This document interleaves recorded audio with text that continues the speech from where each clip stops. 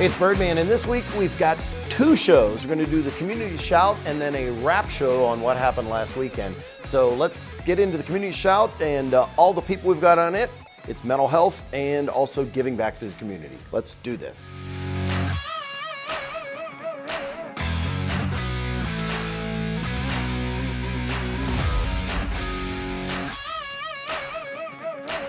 Good morning and welcome to the Arizona White Mountain Podcast Community Shout. We're hanging out here in the studio, and yes, we're full on fall now, so having fun and enjoying things and having a little bit calmer pace around here. Still can't turn left, but you know, whatever. Hey, got with me this morning, we've got Sue Campbell with Solterra, and we've got Peggy Cunningham with Summit Healthcare. How are you? Good. Yeah? Good. Thanks for having us. No problem. So how are things? Currently Solterra is on lockdown, but we are doing everything we possibly can to contain COVID and doing what we have to do. But that's exactly what we should be doing, protecting the people who are the most vulnerable. Yeah. So that Just a few lockdown cases, doesn't mean a bad thing, it means a good thing. You're protecting. Yes, we are. You got the force field on, let's put it that way. We right? do. It's kicking. We do. Can you see it on me right now?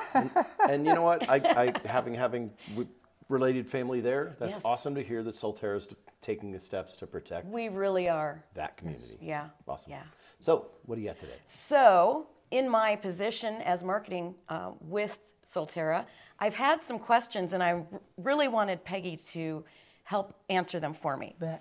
One is, what is a power of attorney? When do you need it? And who needs it? And the other is, please explain what a guardianship is and when someone needs a guardianship. Okay, and we'll start with power of attorney. Okay. And there are many kinds of powers of attorney, but I think the one we should focus on for this time is medical health care power of attorney. And the truth is, if you're not married and you're an adult and you're not a child, just about anybody should really have a power of attorney so that someone in a hospital that you don't know isn't making the decisions for your health care, that you have someone you've appointed and you trust to make those health care decisions. If you're married, your spouse has that right, whether you like it or not, okay? They still have that right to make those decisions. I think the one thing about Arizona power of attorney that's important is that you have to have a special power of attorney designated for mental health care purposes. So we can't take someone who just has a power of attorney unless they have that designation for a power of attorney. And you mean in your geriatric behavioral Well, that's a fun word. Health units. Unit. Yes. So, So to come to have someone admitted to our unit who doesn't want to come, you'd have to have that health care power of attorney, and you get that by filing papers with the county attorney in the county where you live. Here it would be in Holbrook. And the form's very self-explanatory. There's a little box you check to make somebody mental health care power of attorney, and that can be that. So that will give you the ability when someone's a danger to themselves, a danger to others, or their thinking is so confused they may put themselves in jeopardy, then you can file for that power of attorney. Now, lots of people get to the hospital and not taking care of that. So Arizona has a surrogacy law. So under surrogacy law, if you're willing to assume responsibility for someone and agree to file for that power of attorney within 48 hours, we could admit them to a mental health unit with that surrogacy law. So then guardianship. Yes, I thought you had to have a guardianship in order to bring someone into your unit, the behavioral unit, if they didn't want to go. That guardianship serves a whole different purpose. And in the state of Arizona, most guardianships actually say that you cannot admit someone to a level 1 behavioral health unit. So you got to really be careful if you're filing for guardianship, because you can get it clarified, but you have to specifically ask the judge to have that designation that you can make decisions for behavioral health purposes, particularly admitting them to a level 1 facility. Guardianship gives you the right to make decisions about where they live, make sure they have the clothing and the food they need. You have the power over everything. You may or may not have the power over their money.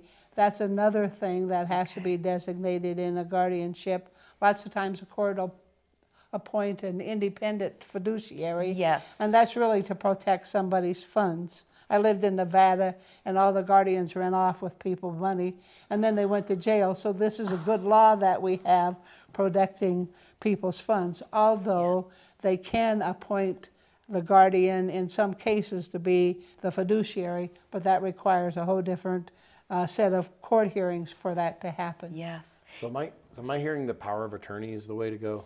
For mental health purposes, and even for making sure they go to Solterra and can get the health care needs they met. Okay. Most of the time I would start with a power of attorney. With the mental health. Yes. Oh, Now that you may helps a have lot. one of the reasons you might want a guardian issue if you have a developmentally disabled adult and somebody has to assume responsibility. So that would be a case that you might want a guardianship particularly. Awesome. We actually do have a few residents that are using a fiduciary, and they're living a great life now at Solterra because they were on their own in their homes, not being able to take care of themselves. Right. And so it's a wonderful thing.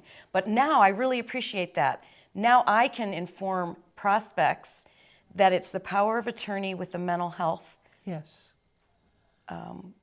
What is it called? Well, it's a Mental health. we'll call it an addendum, although it's Addendum. just a box health you check addendum. on the form. Okay. Awesome. Thank you. Well, thank you. Is that anything else there? That's it. Just help us take care of those who have mental health problems in our geriatric population because they need us. Yeah. Very good. So Peggy with Summit Healthcare and Sue with Solterra. Thank you very much today. Thanks. Thanks. Hey, so now we're just hanging out here. We're talking, of course, about Solterra. We're going to move into mental health. So I've got my wife with CPMS, and then you have... I brought Jill Hoover, who was a teacher and knows a little bit about this and resources and tools. So what I do want to start with is Community Council on Mental Health. It is a group of agencies, organizations, and community members who came together and formed this council with the intent to mitigate suicide throughout our communities. Yes. We all know it's pretty rough and has been for the past 2 years, and so we wanted to come together to do a multifaceted collaboration of ways in addressing it through a comprehensive initiative in addressing mental health. So what that is we have a 3-tier initiative that we're starting, and we're starting to get it out to the schools. The first tier is a stress and resiliency presentation. It's 30 minutes, and that is a presentation that's done for parents of kids at school. And then the next day is an assembly. Because of COVID, that assembly has been divided up, but it's only a 30-minute presentation, and they get a lot of time to ask questions. And then we go into Creating Safe Spaces, which is a program that we have a trainer that will come into schools, provide the program, and teach the schools how to take it over and make it their own. And then now they have that peer-to-peer, which is addressing children's assumption of other children, reducing stigma, and providing tools for these kids. It's kid-focused.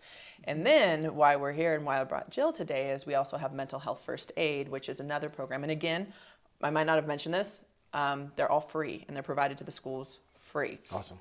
So Mental Health First Aid for adults working with children is another program that we provide to the school, and you had taken that.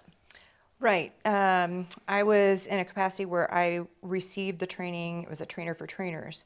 And as I went through the training, I kept thinking, I spent my career in K-12 education, just retired in June. Congratulations. And as an administrator, I wore a lot of hats: special ed director, curriculum director, a lot of professional development, crisis coordinator, those kind of things. So I had those lenses as I took the training. And I can remember over and over, one of the most common things that would happen in education: teachers were overwhelmed, the plate was already full, and another initiative would come through. and something else would come through. And the plate just kept getting bigger and bigger. And they always felt like, I'm here to teach. Right. The mental health piece, as an example, is not where I have training. And so when I took the training, it's a very simple concept.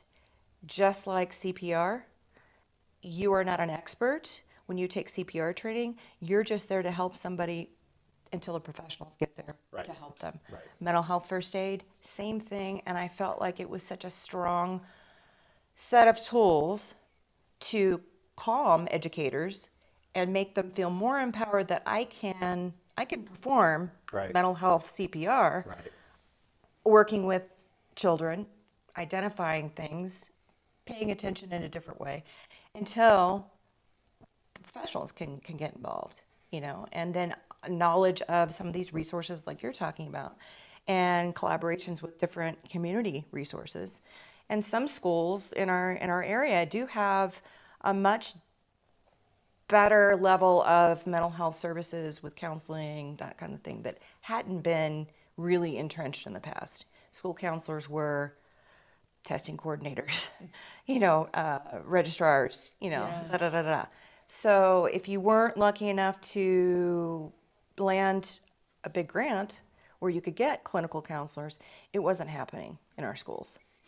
So some of the schools have accepted this and are doing this, correct? Yeah, and this is just a way of getting information out to the other schools to let them know that this is for them. Mm-hmm. This was created with an effort to mitigate suicide in our youth, and that's our focus and in our community. So what schools are doing it? Right now, Blue Ridge has incorporated it. Okay. Mogollon has done some of it. In fact, in Heber. Mogollon and Heber. What the cool thing about that is it started there. We did our first stress resiliency, and they came back to us and said, this was fantastic. We need peer-to-peer. Yeah. And that's what kind of, got us into the peer-to-peer creating safe spaces course, which was created by a counselor in our community, specifically with rural resources and awesome. People in mind. So that's why it's more of our thing instead of, I hate to say it, but the state of Maricopa coming down and saying, hey, here's this initiative, implement it. So if you're a parent that's in a school that wasn't mentioned there, or you are, make sure you're either supporting this or getting them to make sure that they start to pay attention to this, correct? Yes, this is something that we have community support from, and we've been able to provide it for free because of our partners. We have several partners. One is Navajo County Public Health. We have Stronger as One, which helps with the education first, mental health first aid. We have Summit Healthcare. We have Care First. We have Health Choice. I mean, we have the people that are going into this. We have Blue Ridge. We have Mogollon School. So it's just extremely valuable. This was created because, just so you know why this came about, it's because the emergencies of suicide in our youth in Summit were so extreme that parents got together and said, we have to do something, so this is an emergency response to that. So let me ask, just so I understand and I'm hearing you correctly, so suicide is the end thing that you're ending, but it really addresses things like bullying, respect for others, and self-respect and appreciating yourself, self-worth, right? Mm-hmm. Yeah, suicide is the second killer in our youth in Navajo bad. County, which is really, really bad. Yeah. And so we want to be able to address it. And we've come with this comprehensive, multifaceted initiative to do that. And we believe in it because it was created by other counselors, other teachers, other parents, and people who are vested in addressing mental health. So what's your call to action? What do you want people to do?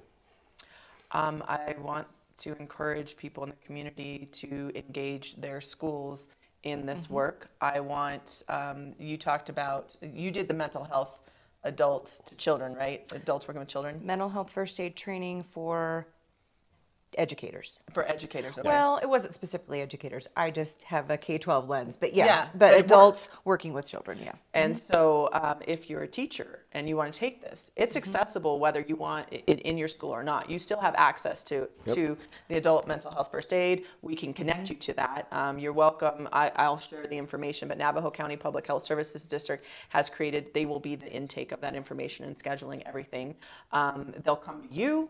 They do it online. I mean, we've made it so accessible to meet the needs and the flexibility of every school. And they were going to be here, and there is a lockdown there for COVID. So, yeah. So make sure you understand that they were actually going to be here. But COVID, once again, as we talked about at Solterra, is also affecting the county. So Yeah. it is still a thing, folks. It is, which is sad. But Okay. the other thing is the peer-to-peer training. If you can have anybody can have access to this. This isn't specifically just school. Schools is an incredible outlet to connecting to the kids, the teachers, the parents. That's why we want to partner with our schools to get Pick it up out. your phones or email your superintendent, your principals, and your school board.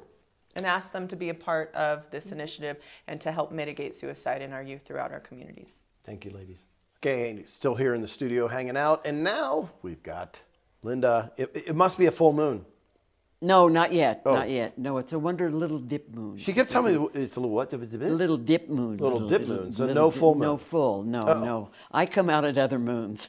I'm so confused now. So anyways, what's happening? Well, we are having a wonderful event at Unity of the White Mountains. We are having a concert on November the 6th from 4 o'clock until 6 o'clock. And I have this wonderful poster to introduce you to 4 Shillings Short. It's 2 people that I have known for over 20 years. I met them in the theater. They have toured all over Ireland. They have toured also all over the United States. Between them, they play over 30 instruments. Wow. It's Aog, who is Irish, and Christy, who is an American. And one day they looked at each other and said, I think I love you. And so they got married. So they're coming to, yeah. So they are amazing, dear, wonderful people, generous. The tickets are $10, $5 if you are challenged financially. It's a wonderful, special offering that we have here to offer us mountain folks. Very and cool. unusual. I would like to invite you all to come. You can buy tickets at the door, $10. You can also buy their CDs there. We will have food to offer. I'm also, and another friend, are baking Irish soda bread, which we're offering with homemade butter and jam. Yummy. So that's for $2 for a throw. So it looks to be a very beautiful and exciting evening. So I do invite you to come on over on the 6th at 4 to 6. There will be a break, an intermission, and so all are welcome. All are welcome. Awesome. Please do come. Awesome. Please do come. Thank you very much. Thank you. Thank you. Okay, to finish things up today, we're going to talk about another big community event that's actually been going on for 9 years. I've got with me Steve Williams and Steve Heckathorn. He has to keep correcting me because, anyways, thanks to Ellis Island, right? Thanks to Ellis Island. That's right. So, Community Fast, tell us about it. Right, thanks, Rob. So this is the 9th annual Sholo Community Fast of Compassion. So the City Council and Mayor issue a proclamation each year declaring 1 week in November as the week of the fast. This year it's Sunday, November 7th through Saturday, November 13th. So citizens are invited to fast for 1 or 2 meals anytime during that week, take the money they would have spent on those meals or more, and then donate those funds to a common account, and then 100% of the monies that are donated get passed on to help local families in need over the holidays. Right. Yeah, I love this, and even from the beginning, it was simply, normally like they ask for a give, and it's like you got to reach deeper into your pocket to get some money. Here, they're not doing that. It's literally don't eat.